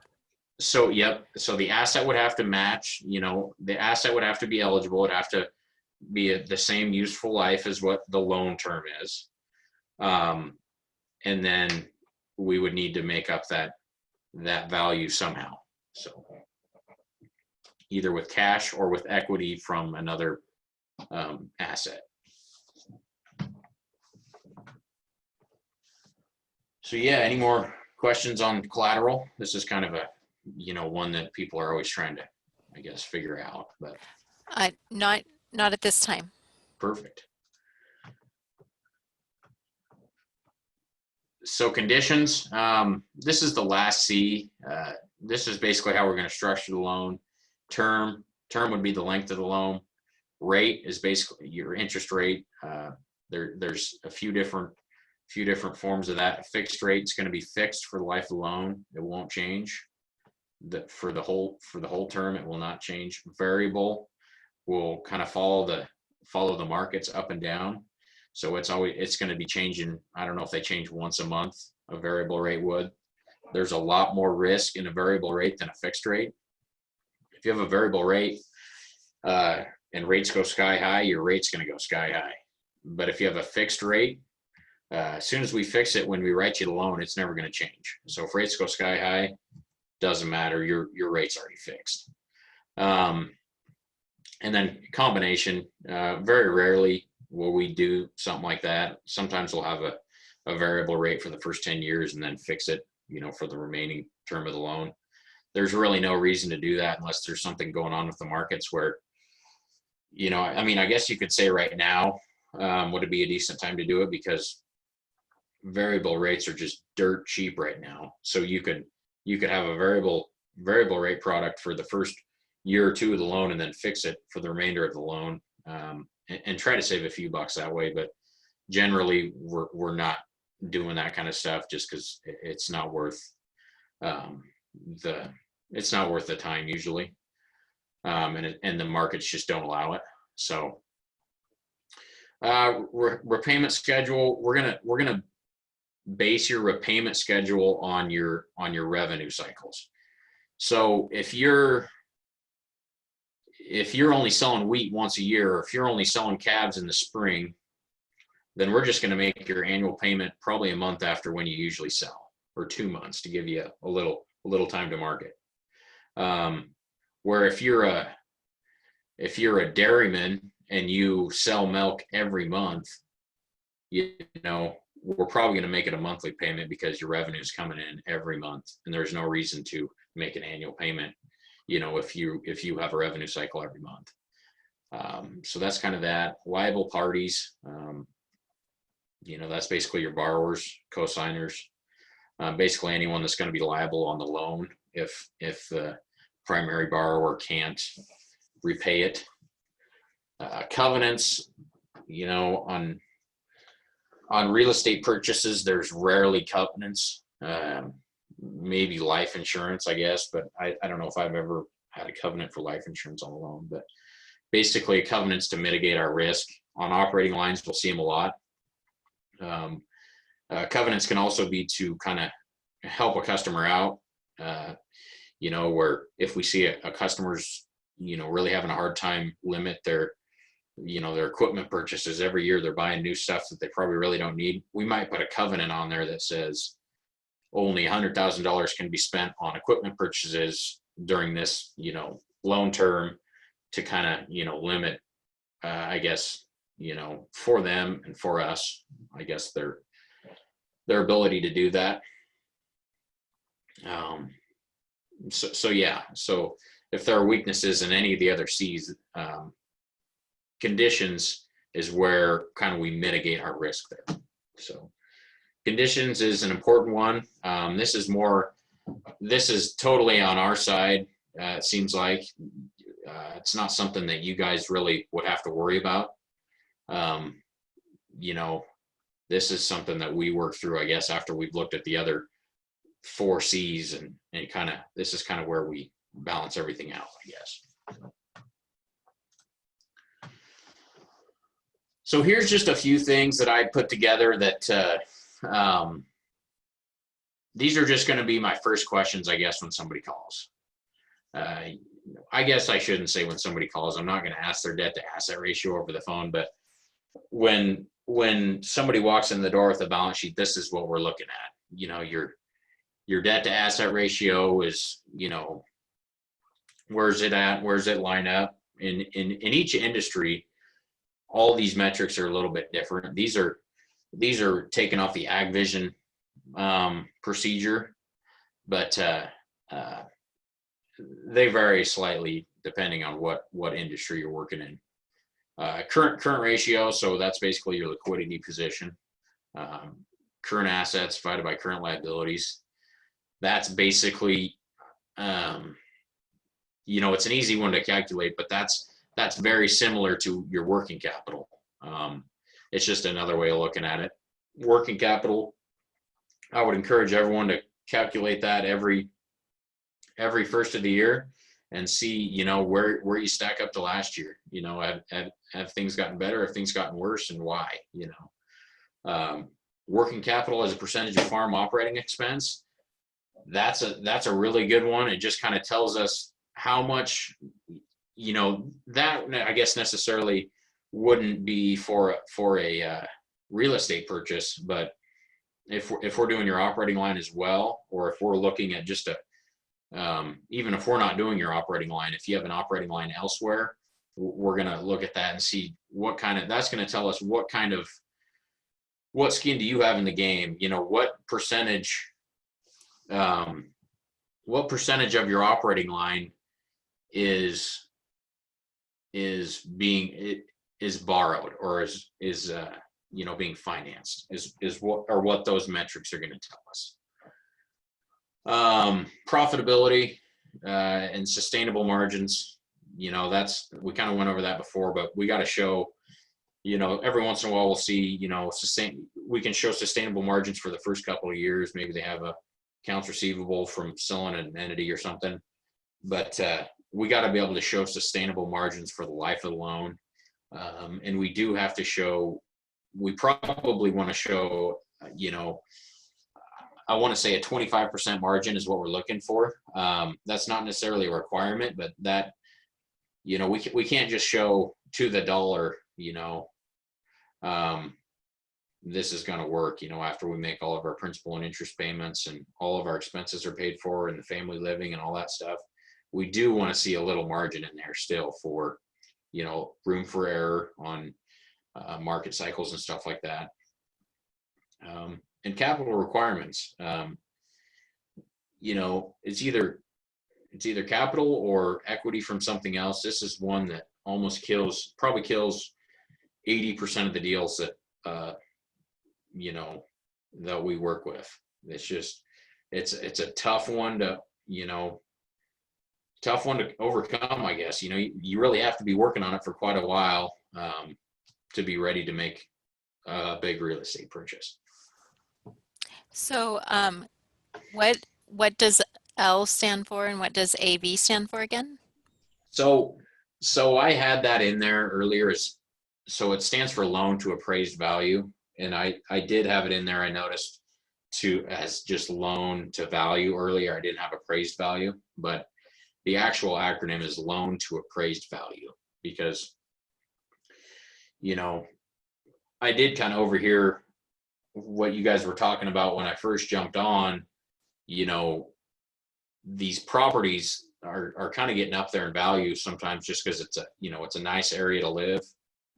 They're more focusing on kind of I guess investors or, you know, people moving in for a vacation home. So some of these properties can be I guess a little bit overvalued. So we do have to go off of appraised value. Okay, that makes sense. How are we doing yeah. on time? You're a little bit over. Yeah. I think we're about done here. So okay. Just be ready, you know, have an idea on those benchmarks, business plan. It's surprising how many people call and have no idea how much I mean, I guess it's not super surprising, but it's always just, you know, it's just great to have a good idea on a loan amount. It just sounds a lot better when somebody calls, you know, and says, I'm not really sure how much I need. It's just kind of I don't want to say it's a red flag, but it's harder to, you know, be confident in. Same deal, down payment, capital requirements. We have a question that's related to that slide. And so the general question is that all of the participants in this short course don't have a current farm or ranch. Well, yeah. Actually a couple are, at least one person does have a farm or ranch.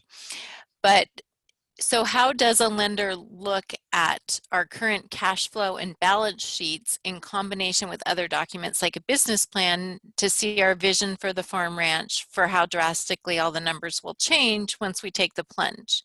So essentially, if you don't have, you know, a production history, yep, how are you looking at the projections based on the business plan and, you know, some of those, the potential in terms of that income statement? Mm-hmm. You know, what are you looking at to make that determination? So I guess we can talk about both, but so for an income statement, it's you know, fairly straightforward. We're just gonna take the earnings that you had last year. You know, is the off-farm income still going to be there? Okay, we'll have that on there. And then what, you know, expenses do you project having with this ranch? You know, what additional revenues will you have? And we're just going to create basically a projected balance sheet or a projected tax return for what we think next year is going to look like.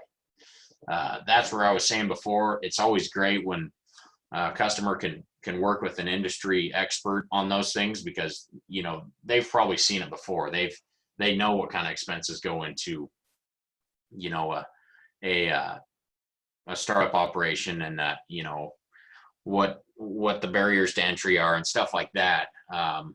So I guess that would be my answer on that, is we're just going to build that based on what we think the expenses will be.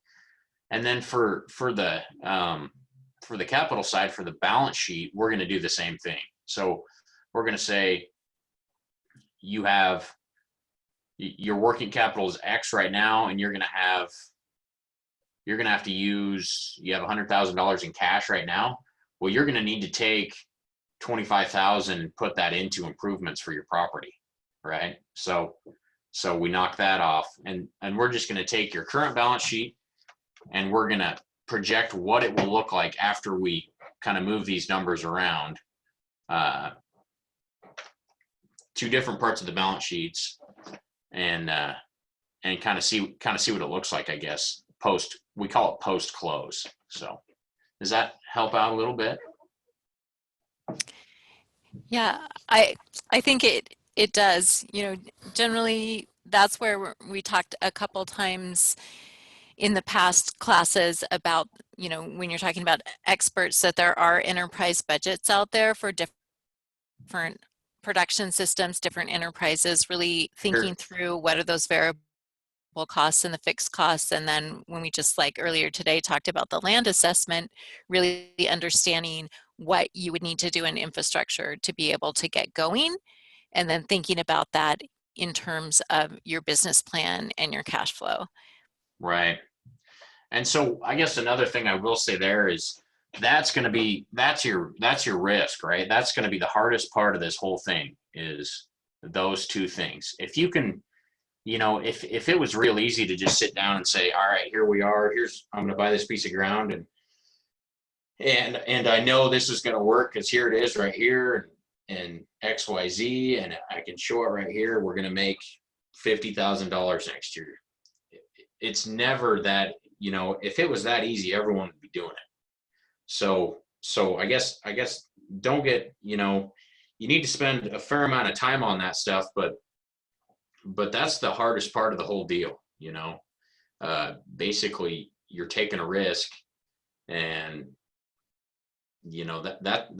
that's the tough part right there. So I guess don't get too caught up on that, but yeah, those are pretty challenging to put together, and they kind of mitigate risk, but there's definitely still going to be some risk in the deal. So just a few things to get started on. I mean, that you could start on right away is have accurate historical financials. Every first part of the year, fill out a balance sheet every year and see what it looks like year to date, year over year. Did we get better last year? Did we get worse? Why? What happened? What can we do differently next year to preserve some liquidity, or lower our debt to asset? Maybe we need to focus on paying down debts. Leases, you could pick up a lease on something and give it a try. Give whatever you're thinking about, just try it, for 5 years. That's going to look awesome when you come in, acquiring for a loan then, where it's, I have an existing cattle ranch, I've been doing it for 3 to 5 years, even 1 to 2, it's going to look a lot better than, not that it's going to look bad if you come in and say, hey, I want to buy ground and I want to start a ranch, but it's definitely going to be a lot easier to make a lending decision on, hey, I've been doing this. Here's my business plan. It's, we're right here and here's where we're going. It just kind of, I don't know. And then you don't have so much risk in it at the beginning, where if you go out and buy a piece of ground, you're kind of in it for the long haul, I guess. Anyhow, that one's fairly, I don't know. It's something to try, I guess, but right along, a lot of these guys, a lot of these producers are fairly willing to, show you what they're doing. Not necessarily ins and outs, but I wouldn't be one bit surprised if you had a neighbor that said, hey, would you mind me jumping in with you for a couple days and kind of seeing what your day-to-day looks like? It's just a good place to get started. And then talk to industry leaders. So I think that's about it. So. Okay, great. Well, thank you, Ben, for that really comprehensive overview. Do we have any last questions for Ben? As I noted in the chat, we do have the slide presentation in the classroom already. And see if there's any last questions. Okay, I think we're good. Thank you so much, Ben. Thank you. Yeah, sorry I went a little overboard there, but I guess kind of got away from me. So. Oh, well, we totally understand. That's great information. We really appreciate your being so thorough and providing that deep dive. And if you do find anything about matching with VA loans or a resource person that our Yeah. participants can talk to, if you can just send that on to me, if there's another relationship manager or somebody else that would be helpful to them, we would love to have that connection. Yeah, you bet. And if any of you guys think of, any more questions, feel free to shoot me an email, and I can either do my best to answer them or point you in the direction of someone that probably could. So. Well, that's great. Thank you so much for your time. Alrighty, thank you. Okay. Thanks for having me. Thank you. Yes. Okay, everyone, we just have a little bit more to go to wrap up tonight. Janelle says, great, we will definitely need to revisit the slides. It is a lot of information, and I think it's great to have an overview from a lender and be able to be introduced to some of these concepts so that when you're calling to talk to someone, you can have a more informed conversation. And with that too, at any time, don't hesitate to contact the Farm Services Agency or Northwest Farm Credit relationship managers in your area. They may end up referring you to Jessica, who is the AgVision specialist up in Spokane, and she's going to be able to answer some more of the very specific programs related to AgVisions, because that's what she's drilled down into all the time. And she really wanted to be here tonight, but unfortunately couldn't be. So we were really happy that Ben could come on tonight. So I just have a few slides that I want to go through and try to wrap up in just a few minutes. I really appreciate your staying on longer tonight. So I wanted to give just a few words about lease agreements. And in the classroom, there's a whole section on leases that provides a lot of really user-friendly worksheets and resources for you to look at leases in more depth. But the one thing I wanted to say is that, is a handshake or a fist bump enough in a lease? And I think that when we often think about written agreements and the pros versus the cons, a lot of people are really hesitant to engage in a written agreement. And it feels a little scary, but really when you delve into it and ask the question, what's wrong with written agreements? Written agreements don't really have a lot that could be wrong with them. They do actually create a clear guideline of responsibilities on both sides.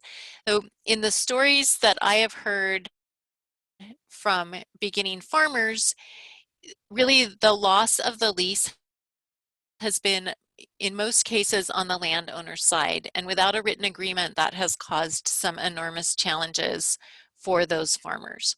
And one way that you can think about a lease is that a lease is a tool for a conversation with a landowner. It can take it out of the place of being an unstructured conversation into the place of being a structured conversation.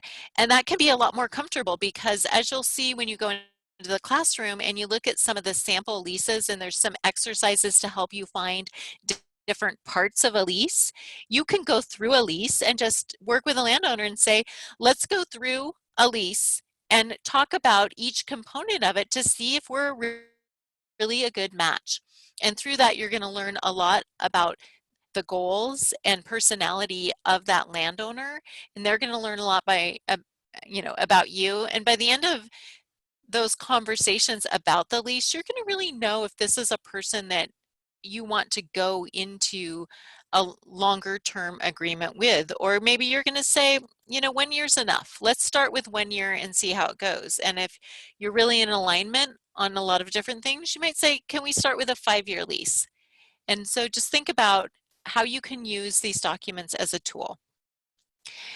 I mentioned, sorry, in a past class that there were a lot of resources from Farm Commons. And I just wanted to show you that at Farm Commons, there are print resources like drafting a lease, giving you questions to ask landowners, really helpful tools.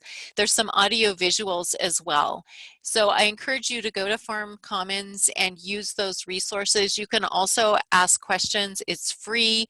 And the attorneys do have an agricultural background that run this nonprofit organization. So just a fantastic resource, as well as the information in the online classroom. And then, you know, really saying, don't leave any rock unturned on your search for land. You know, there are FarmLink programs, and you can look at those. They're in multiple states. Having conversations with landowners that are listed on theirs can be really helpful, just to kind of understand a landowner perspective in general. Please use your extension educators in the counties that you're looking for resources. Other farmers are really key people. And so if there's any opportunity for you to get out and visit farms in the area that you're looking for land, they might be able to for a small fee to do consulting with you, which is really important to value their time as farmers, because if they're really spending a lot of time mentoring you, then that's taking away from the other income earning opportunities that they have.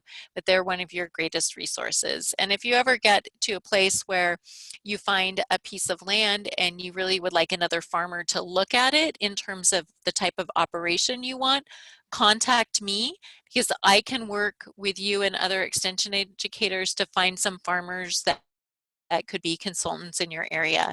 And having a farmer come out and walk that land could maybe be the best $20 to $50 you've ever spent, because they're going to look at it through that lens of a lot of experience.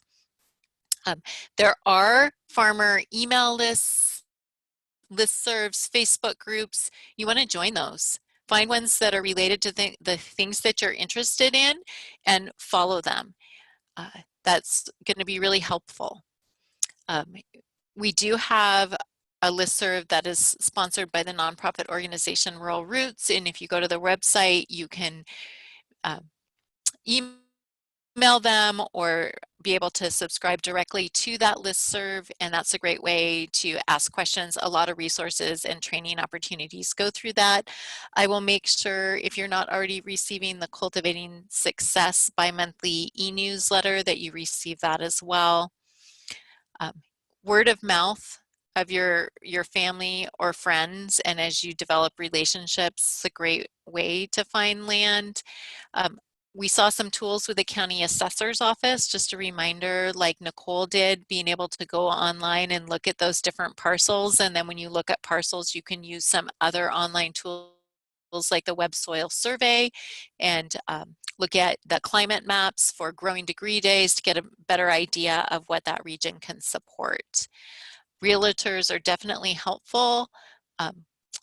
Craigslist, going into your different agencies. Again, some of you might be interested in working with a land trust, so contact the land trust in your areas. And then think about joining the food and farm organizations, whether that is a food coalition in your region that you're looking, or there's an actual agricultural small farm group. And don't be shy of actually starting to connect with Farm Bureau or other larger, more commercial agricultural organizations, because they might be able to really help you find land that maybe is not suitable for commodity agriculture, but is very suitable for local agriculture. And then building those community networks. And this is one of the things that is really key for you at this stage, is tapping into the community organizations and the farms that are in the regions that you're looking, and developing those relationships, because they're going to be helpful not only in your search for land, but to be your mentors and your colleagues as you're developing your agricultural enterprises moving forward. Also reaching out to government agencies. We have a lot of lists of resources in the classroom. Here are a few that we have talked about, and they're really going to be able to help you find land, but also assess land that is out there. So definitely reach out to them. So, you know, we hope that in this class, we have given you some things to think about, that in the classroom, you find the tools that you need to move forward, that you can delve into those resources and the short exercises, use those assessment checklists to figure out where you are in this land tenure journey. And really what we hope that we've built a foundation for is for you to build your action plan. And in support of that, the e-extension classroom is going to be available through August 31st. And so you're able to download all of those resources from the classroom. I am available past August 31st for you. The reason that we'll close the classroom down is that this course will be re-offered in the fall, and you're always welcome to take it a second time if you feel like that would be helpful to you. But those resources are available, and we encourage you to take the time to go in and download those that you would like to use, and know that they are available to you, and that you can contact me and Mackenzie for assistance as you move forward. So let's see. I want to know if you have any final wrap-up questions.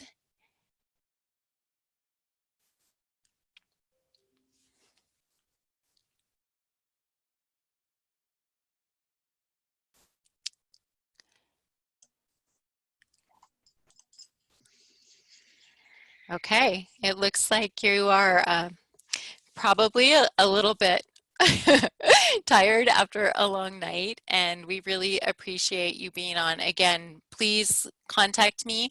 I will be sending out in a couple weeks an evaluation for this short course. It's the first time that we've offered it in this format. Would really like to know what worked well for you, how we could improve it moving forward, and your feedback is really going to inform our offering that we have this coming fall. So thank you. Let us know how we can support you, and know that we are going to have a number of resources that are coming forward through Cultivating Success over the next year and beyond. So if you are looking for some specific educational resources or support, again, please let me know, and I'm happy to connect you with people across the state and resources that we have through University of Idaho. So thank you very much, everyone, and have a really great evening.